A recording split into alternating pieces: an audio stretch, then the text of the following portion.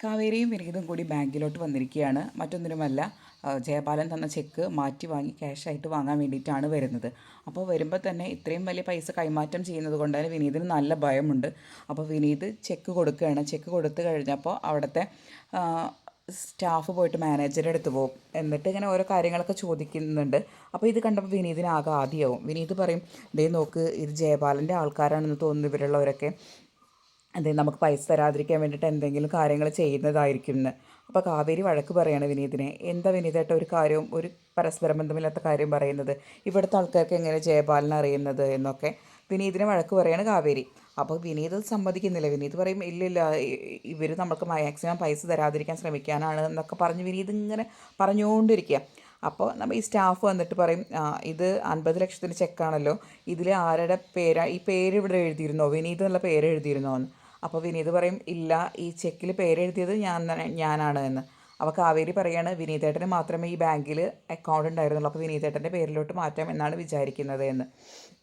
അപ്പോൾ അയാൾ പറയും, ഓക്കെ, അവിടുത്തെ മറ്റേ ബാങ്കിൽ ഈ ചെക്ക് എഴുതിയ ആളുടെ ബാങ്കിലെ കാര്യങ്ങളൊക്കെ കഴിഞ്ഞിട്ടുണ്ട്, അപ്പോൾ നിങ്ങൾക്ക് ഇനി പൈസ തരുന്നതുകൊണ്ട് ബുദ്ധിമുട്ടൊന്നുമില്ല എന്ന് പറയാണ്. അപ്പോൾ അയാൾ ചോദിക്കും, എങ്ങനെ, പൈസ ആയിട്ടാണോ വേണ്ടത്, അത് അക്കൗണ്ടിലേക്ക് ട്രാൻസ്ഫർ ആയിട്ടാണോ വേണ്ടത്?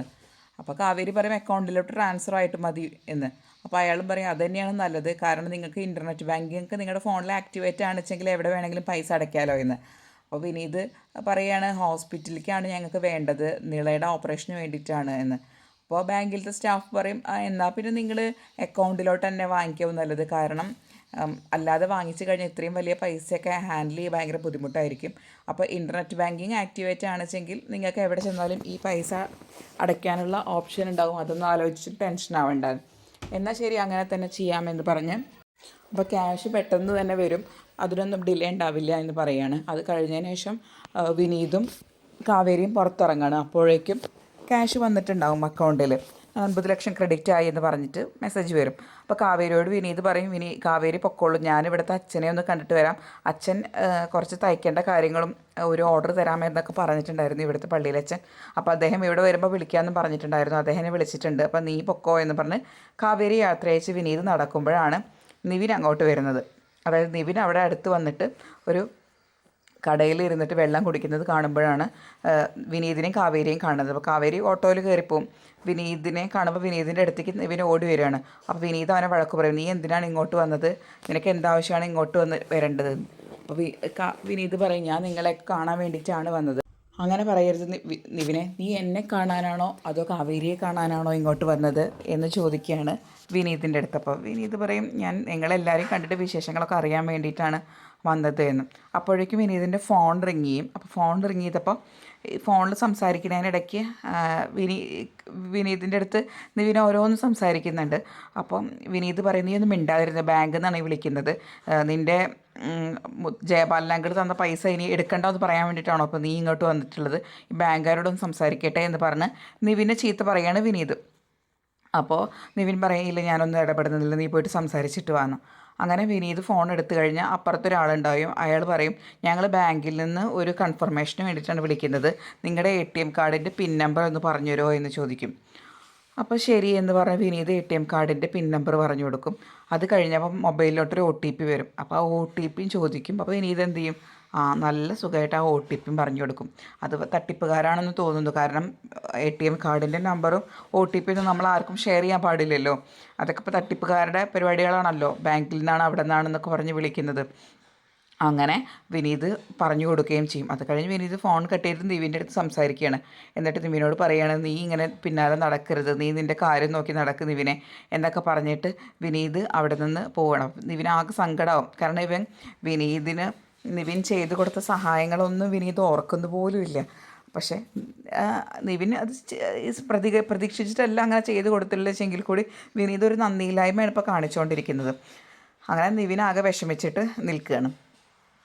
പിന്നെ വിനീത് പോണത് നമ്മുടെ പള്ളിയിലച്ഛനെ കാണാനാണ്. അപ്പോൾ പള്ളിയിലച്ഛൻ പറയാണ്, ഇവിടെ പ്രത്യേകിച്ച് സ്ഥലമൊന്നുമില്ല തയ്ക്കാൻ വേണ്ടി തരാൻ, ഇവിടെയൊക്കെ ഓൾറെഡി കുറേ ഓർഡേഴ്സൊക്കെ വരുന്നുണ്ട്, പക്ഷെ തയ്ക്കാൻ തരാൻ സ്ഥലമില്ല, ഓർഡറുകളുണ്ട്. അപ്പോൾ വിനീത് പറയും ഞാനിവിടെ എവിടെയെങ്കിലും സൈഡിലിരുന്ന് തയ്ച്ചോളാം അച്ചോ എന്ന് പറയാണ്. അപ്പോൾ അച്ഛൻ പറയാണ് നിനക്ക് ഓർഡർ തരാൻ വരുന്ന ആൾക്കാർ നീ ഇവിടെ ഇരുന്ന് തയ്ക്കുന്നത് കണ്ടു കഴിഞ്ഞാൽ ആരായാലും വിചാരിക്കും ഇത്ര വലിയ ഓർഡറുകളൊക്കെ ഇയാൾ ഇവിടെ ഇരുന്നിട്ടാണോ തയ്ച്ചുണ്ടാക്കുന്നത് എന്ന്. അപ്പോൾ അതൊരു പ്രശ്നമാണ്. ഒന്നുകിൽ നീ നിൻ്റെ വീട്ടിലിരുന്ന് തയ്ക്കുക, അല്ലെങ്കിൽ ഒരു കടയെടുക്കുക.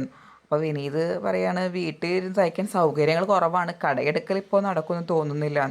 അപ്പോൾ അച്ഛൻ പറയും നീ എന്താ പിന്നെ ചെയ്യാൻ ഉദ്ദേശിച്ചിട്ടുള്ളത്, നീ എന്തായാലും ഇവിടെ തിരുവനന്തപുരത്ത് താമസിക്കാൻ വിചാരിച്ചിട്ടുണ്ട്, ഇവിടെ തന്നെ നോക്കാമെന്ന് വിചാരിക്കണം, ഓർഡർ എടുക്കാനൊക്കെ നിനക്ക് പ്ലാൻ ഉണ്ട്, അപ്പോൾ ഒരു കട നോക്കുകയല്ലേ ഏറ്റവും നല്ലത്, അങ്ങനെ നോക്കുന്നത് തന്നെയായിരിക്കും നല്ല കാര്യം എന്ന് അച്ഛനും ഉപദേശിക്കുകയാണ് വിനീതിനെ.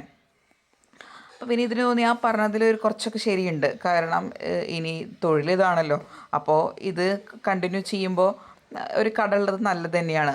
അപ്പോൾ ശരി അച്ഛോ ഞാൻ എന്താണെന്ന് വെച്ചാൽ അറിയിക്കാമെന്ന് പറഞ്ഞിട്ട് വിനീത് അവിടെ നിന്ന് പോരുകയാണ്. അപ്പോൾ വിനീത് അവിടെ നിന്ന് പോകുന്ന സമയത്ത് നിവിൻ അവിടെ നിന്ന് കറങ്ങുന്നുണ്ടല്ലോ. അങ്ങനെ നിവിൻ്റെ ഫോണിലോട്ടൊരു കോൾ വരികയാണ്. അപ്പോൾ അത് രാഗിണിയാണ്. അപ്പോൾ നിവിൻ ചോദിക്കുന്നുണ്ട് നീ എന്തിനാണ് ഞങ്ങൾ വിളിക്കുന്നത്, നിനക്കെന്താ ആവശ്യം എന്നൊക്കെ. അപ്പോൾ രാഗിണി ചോദിക്കും അല്ല നിവിനെ നീ കൊച്ചിയിലോട്ട് പഠിക്കാൻ പോയതല്ലേ, ഈ കൊച്ചിയിലോട്ട് പഠിക്കാൻ പോയ ആൾ എന്തിനാ തിരുവനന്തപുരത്ത് കാവേരിയെ അന്വേഷിച്ച് നടക്കുന്നത് എന്ന്.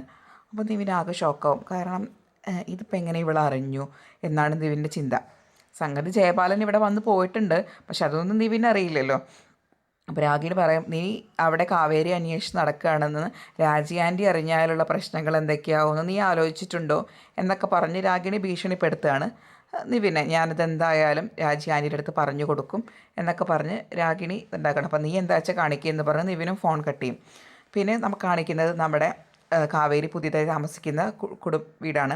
അപ്പോൾ അങ്ങനെ വീടിൻ്റെ സൈഡൊക്കെ ക്ലീൻ ചെയ്യാണ്, കുറേ സാധനങ്ങളൊക്കെ അടുക്കി പെറുക്കി വയ്ക്കുന്നുണ്ട്, തയ്യൽ മെഷീൻ മാറ്റി വയ്ക്കുന്നുണ്ട്. ഇങ്ങനെയൊക്കെ ചെയ്തുകൊണ്ടിരിക്കുമ്പോഴാണ് നമ്മുടെ ഗായത്രി അങ്ങോട്ട് വരുന്നത്. അപ്പോൾ ഗായത്രി പറയും എന്തായി ക്ലീനിങ്ങും അടുക്കലും പെറുക്കലൊക്കെ. അപ്പോൾ കാവേരി പറയാണ് കുറേയൊക്കെ ഒന്ന് ഒതുക്കി, ഇപ്പോൾ സാധനങ്ങളെല്ലാം എടുത്തു വെച്ചുകൊണ്ടിരിക്കുകയാണ്. ഫർണിച്ചേഴ്സൊക്കെ പിന്നെ ഇവിടെ ഉണ്ടല്ലോ, ഇവിടെ ഞങ്ങൾ സെറ്റായിട്ട് വേണം അവിടെ നിന്ന് ഫർണിച്ചേഴ്സ് കൊണ്ടുവരാമെന്ന് വിചാരിച്ചിരിക്കുകയായിരുന്നു, പക്ഷേ ഇനി അതിൻ്റെ ആവശ്യമുണ്ടെന്ന് തോന്നില്ല, ഇവിടെ അത്യാവശ്യം ഫർണിച്ചേഴ്സൊക്കെ ഉണ്ടെന്ന് പറയുകയാണ്. അപ്പോൾ ഗായത്രി ചോദിക്കും അമ്മയില്ലേ, അമ്മ അകത്തുണ്ട് എന്ന് പറയുകയാണ്. അന്ന് ശരി ഞാൻ അമ്മയെ കണ്ടിട്ട് വരാമെന്ന് പറഞ്ഞ് ഗായത്രി വീടിൻ്റെ അകത്തോട്ട് കയറുകയാണ്. അപ്പോൾ നമ്മുടെ ശാരദയും രാധമ്മയും നീളയൊക്കെ കൂടിയിട്ട് പെട്ടികളൊക്കെ പൊട്ടിച്ചെടുക്കുകയാണ്. അവളുടെ ടോയ്സൊക്കെ എടുത്ത് കൊടുക്കും. അപ്പോൾ ശാരദ പറയും നീ ഇവിടെ പൊടി തട്ടാൻ നിൽക്കണ്ട, ഇവിടെ നിന്ന് അങ്ങോട്ട് പൊക്കോ എന്ന് പറഞ്ഞ് നിളയനെ പറഞ്ഞയക്കാൻ നോക്കുകയാണ്. അപ്പോഴാണ് ഗായത്രി വരുന്നത് അകത്തോട്ട് കയറിക്കോട്ടെ എന്ന് പറഞ്ഞിട്ട്. അപ്പോൾ ശാരദ പറയും അതെന്ത് ചോദ്യം, ഇങ്ങോട്ട് വായോ, ഇത് നിങ്ങളുടെ വീടല്ലേ എന്ന് പറഞ്ഞിട്ട് ശാരദ പരിചയപ്പെടുത്തുകയാണ്. ഞാൻ ശാരദ, ഇതെൻ്റെ അമ്മായിയമ്മ രാധമ്മ, ഇതെൻ്റെ മോള് നിള എന്നൊക്കെ. അപ്പോൾ ഗായത്രി ചോദിക്കുക എന്തായി ഇവളുടെ സ്കൂളൊക്കെ ചേർക്കേണ്ട കാര്യം എന്തായി എന്ന്. അപ്പോൾ ശാരദ പറയാം അതൊക്കെ ഇനി ഹോസ്പിറ്റലിലെ കാര്യങ്ങളൊക്കെ കഴിഞ്ഞിട്ട് ഇനി അതൊക്കെ നോക്കുന്നുള്ളൂ എന്നൊക്കെ പറയുകയാണ്. അങ്ങനെ ശാരദയും എല്ലാവരും കൂടി സന്തോഷത്തിൽ വർത്തമാനം പറഞ്ഞുകൊണ്ടിരിക്കുകയാണ് അവരുടെ അടുത്ത്. അപ്പോൾ ഇതേ സമയം നമ്മുടെ യമുനയും ഗംഗയും കാവേരിയൊക്കെ പുറത്ത് നിൽക്കുന്നുണ്ട്. നിളയും അങ്ങോട്ട് വരുന്നുണ്ട്. അവളുടെ കയ്യിലൊരു ഗണ്ണുണ്ട്, ഇങ്ങനെ വെടിവെച്ചാൽ ഒരു സാധനം മേലിൽ പോയി വീഴുന്ന ഒരു ഗണ്ണുണ്ട്. അപ്പോൾ ഇതൊക്കെ ഒരു വർത്തമാനം പറഞ്ഞുകൊണ്ടിരിക്കുമ്പോഴാണ് നമ്മുടെ നരേൻ ആരോടോ ഫോണിൽ സംസാരിക്കുന്നത്. അപ്പോൾ എന്തോ ഓർമ്മിപ്പിച്ചില്ല എന്ന് പറഞ്ഞിട്ടാണ് പ്രശ്നം ഉണ്ടാക്കുന്നത്. നീ എനിക്കെന്താ എന്നോട് നേരിട്ട് പറയാഞ്ഞത്, അങ്ങനെയാണ് ഇങ്ങനെയാണെന്നൊക്കെ പറഞ്ഞ് ഇങ്ങനെ പ്രശ്നം ഉണ്ടാക്കിക്കൊണ്ടിരിക്കുമ്പോൾ കാവേരി എന്ത് ചെയ്യും, നിളയുടെ കയ്യിൽ നിന്ന് ആ ഗണ്ണ് വാങ്ങിയിട്ട് വെടിവെക്കും. വെടിവെച്ചോട് കൂടിയിട്ട് ആ ഗണ്ണിലത്തെ സാധനം നരേൻ്റെ തലയിൽ പോയിട്ട് അങ്ങോട്ട് വീഴും. നരേന്ത് എവിടെ നിന്നാണ് വീണതെന്ന് വെച്ചിട്ട് ഇങ്ങനെ നോക്കുകയാണ് ചുറ്റും. പക്ഷെ അപ്പോഴേക്കും ഇവരൊക്കെ ഒളിച്ച് നിൽക്കുന്നുണ്ടാവും. അപ്പം നരേന് മനസ്സിലാവുന്നില്ല ഇതിപ്പോൾ എവിടെ നിന്നാണ് ഇപ്പോൾ ഈ ഒരു സാധനം വന്ന് വീണെന്ന് പറഞ്ഞിട്ട് നരേൻ അതിങ്ങനെ എടുത്തു നോക്കുന്നതും കാവേരി ആണെച്ചെങ്കിൽ ഇതൊക്കെ ഒപ്പിച്ചിട്ട് ഒളിച്ച് നിൽക്കുന്നതും കാണിച്ചുകൊണ്ടാണ് ഇന്നത്തെ എപ്പിസോഡ് അവസാനിക്കുന്നത്. ഇനി നാളത്തെ എപ്പിസോഡിൽ രാഗിണി നവീനെ അന്വേഷിച്ചിട്ട് നിവിൻ്റെ അടുത്തേക്ക് പോകണതും ഞാൻ നിവിനെ ഒരിക്കലും വിട്ട് കളയില്ല എന്ന് പറഞ്ഞ് രാഗിണി തിരിച്ചു പോരുന്നതൊക്കെയാണ് കാണിക്കുന്നത്. കൂടുതൽ നേരത്തെ ഈ സീരിയലിൻ്റെ വിശേഷങ്ങൾ അറിയാൻ ആദ്യം നിങ്ങൾ ഈ ചാനൽ സബ്സ്ക്രൈബ് ചെയ്യുക. വീഡിയോ ഇഷ്ടപ്പെട്ടാൽ ലൈക്ക് ചെയ്യുക, കമൻറ്റ് ചെയ്യുക, ഹൈപ്പ് ചെയ്യുക.